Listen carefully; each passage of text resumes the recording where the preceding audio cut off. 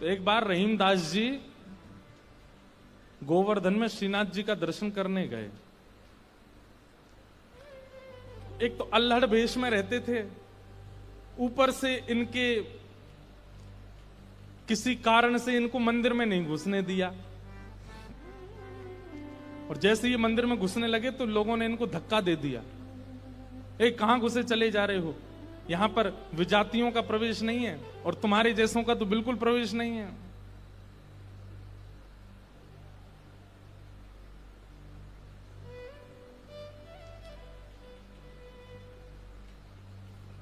रहीम जी को इतना क्रोध आया, ठाकुर जी को ही सुनाने लगे बाहर बैठ करके।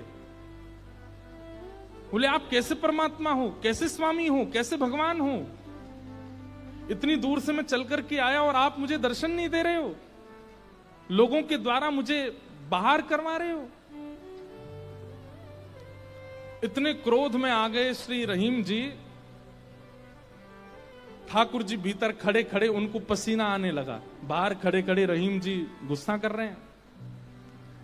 गुसाई जी भोग लेकर के गए, पर्दा जैसे किया, ठाकुर जी बोले हमको नहीं पाना। ठाकुर जी कुछ और बना के ले आऊं, ठाकुर जी बोले हमको वो भी नहीं पाना। गुसाई जी को लगा ठाकुर जी बहुत नाराज हैं, 56 भोग बनाओ। 56 भोग लेकर के गए, ठाकुर जी बोले बिल्कुल नहीं पाना, हमारा मन नहीं है। स्पष्ट ठाकुर जी बता भी नहीं रहे कि बात क्या है, लेकिन जो जो गुसाई जी प्रस्तुत कर रहे हैं सबके लिए मना करते जा रहे हैं, मुझे नहीं पाना। अंत में गुसाई जी ने कहा, बोले जय जय, कोई अपराध बना हमसे? ठाकुर जी मुंह फुला के बैठे हैं, कुछ नहीं बोले। बोले मैं क्यों बताऊं?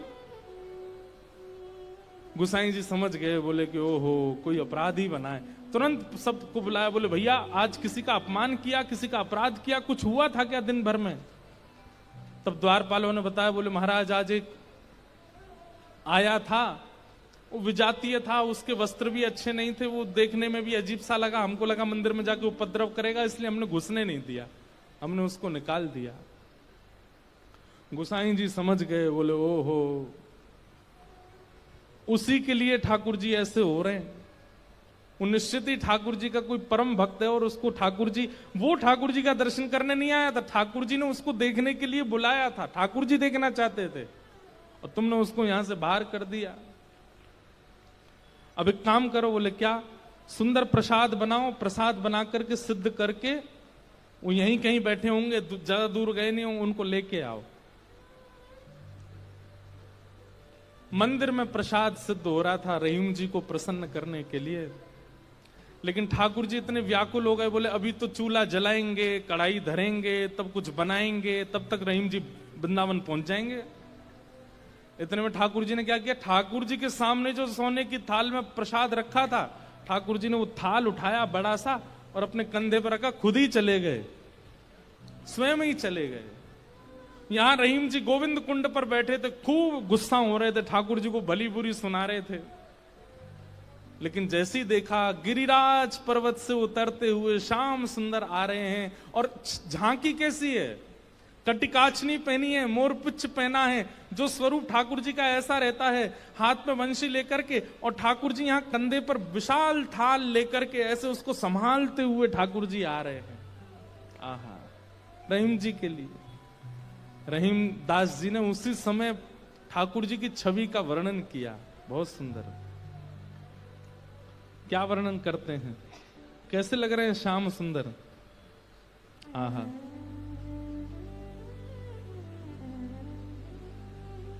काछे काछिन कलित मुरली कर, पीत पिछोरी साल की, बंक तिलक के सर को कीन्हो, दुति मानो विदुबाल की, ओ छवि आवन मोहन लाल की, छवि आवन मोहन लाल की, छवि आवन मोहन लाल की, छवि आवन मोहन लाल की। हाँ काछे काछ निकलित मुरली कर, पीत पिछोरी साल की, बंक तिलक के सर को कीन्हो दुति मानो विदुबाल की हो छवि आवन मोहन। अरे मोह कोई वेद ध्वनि ब्रज में सुनावे तो मेरे कान इतने रीझे ना आए, लेकिन कोई प्रेम आसक्त है करके मुंह को घोरी घोरी गारी सुनावे सो मैं तो वह के सामने प्रकट है जाऊं। वाह हो छवि आवन मोहन लाल की छवि आवन मोहन आहा।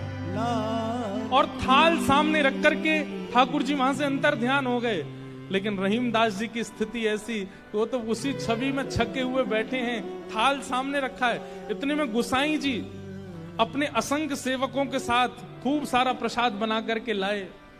रहीम जी के पास जैसे ही पहुंचे तो देखें यहाँ तो पहले से ही थाल रखी, और ये वो थाल है जो श्री जी बाबा की है, श्रीनाथ जी की है। नेत्र बंद हैं और एक कोई सामग्री लेकर के प्रेम से रहीम जी पा रहे हैं। गुसाई जी बोले रहीम जी ये थाल आपके पास आई कैसे? आहा। बिसरत नाही सखी मोमन सो चितवन बैन विशाल की। बैन मतलब बैन कहीं कहीं ये अधर का जो अंतिम छोड़ होता है इसको बैन कहते हैं।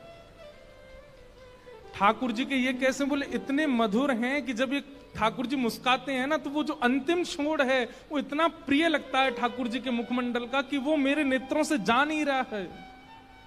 विसरत नाही सखी मोमन सो चितवन बैन विशाल की।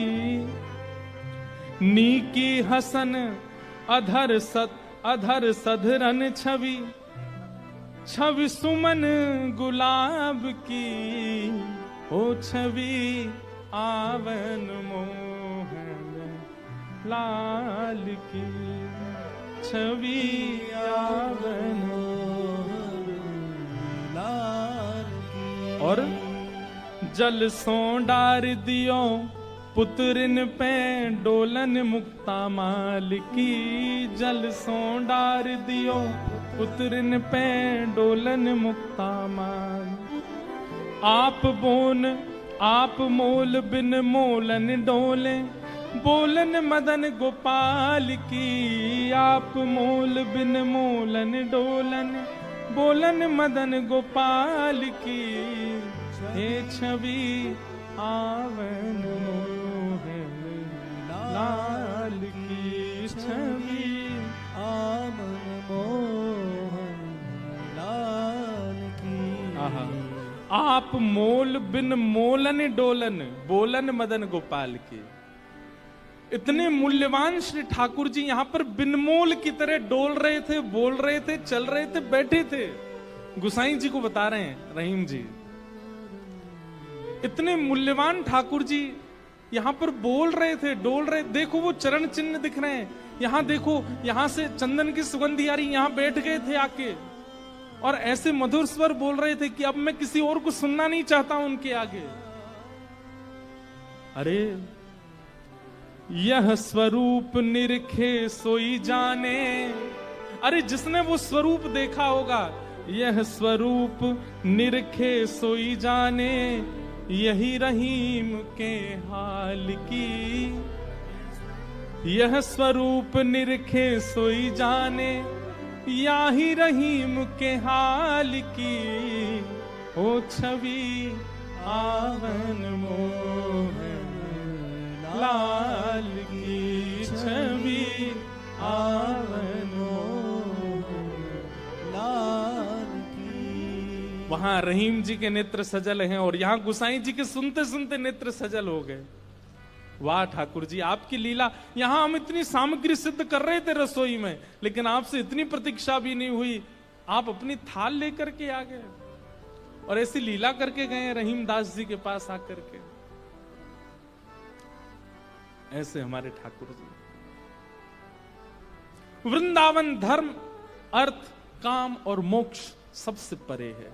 वृंदावन के लिए तो केवल प्रेम जागृत हो जाए चित्त में, अत्यंत प्रेमी हो जाओ आप, और वो प्रेम ऐसा छकेगा। आप प्रेमी हो गए इसका प्रमाण क्या है? अरे श्याम वर्ण की कोई वस्तु कहीं दिख जाएगी, ऐसा लगने लगेगा ये कितने सौभाग्यशाली कि इनका श्याम वर्ण है। कृष्ण ने अपना वर्ण दे दिया है। किसी में दोष नहीं दिखेगा, सब में गुण दिखने लग जाएगा। मौन रहने का मन करने लगेगा। जब जब कृष्ण नाम ध्वनि होगी, ताल कैसी, स्वर कैसा, राग कैसा, उस पर ध्यान नहीं जाएगा, बस नृत्य करने का मन करेगा। वाणी गदगद हो जाएगी, सुनते सुनते कथा नेत्र सजल हो जाएंगे। प्रेम के बड़े लक्षण हैं, वो सब लक्षण धीरे धीरे प्रकट होने लग जाएंगे। बस वो प्रकट होने लग जाएं, फिर उसके बाद कहीं और मत रहिए, फिर तो वृंदावन आ जाइए, क्योंकि और कहीं रहेंगे तो पागल घोषित कर दिए जाओगे। केवल वृंदावन स्वीकार करेगा तो। हो छवि यावन मोहन लाल की, छवि या